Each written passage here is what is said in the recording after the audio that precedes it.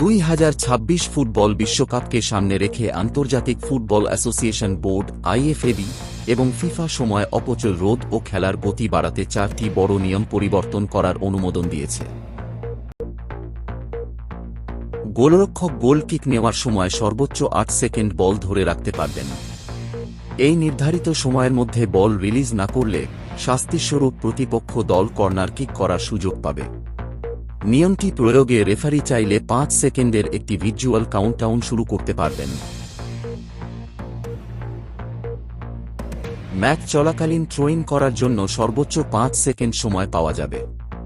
কোনো খেলোয়াড় 5 সেকেন্ডের বেশি সময় নিলে বলের দখল সরাসরি প্রতিপক্ষ দলের কাছে চলে যাবে।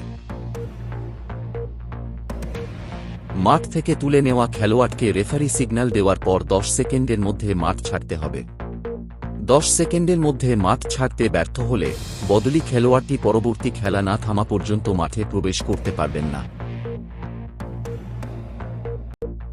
মাঠে প্রতিপক্ষের খেলোয়াড়ের সঙ্গে তর্ক বা বচসার সময় হাত বা জার্সি দিয়ে মুখ ঢেকে কথা বললে সরাসরি লাল কার্ড দেখানো হবে। রেফারির সিদ্ধান্তের প্রতিবাদে কোনো দল যদি মাঠ ছেড়ে চলে যায়, তবে সেই দলকেও সরাসরি লাল কার্ড ও ম্যাচ পরিত্যাগকারী হিসেবে গণ্য করে পরাজিত ঘোষণা করা হবে।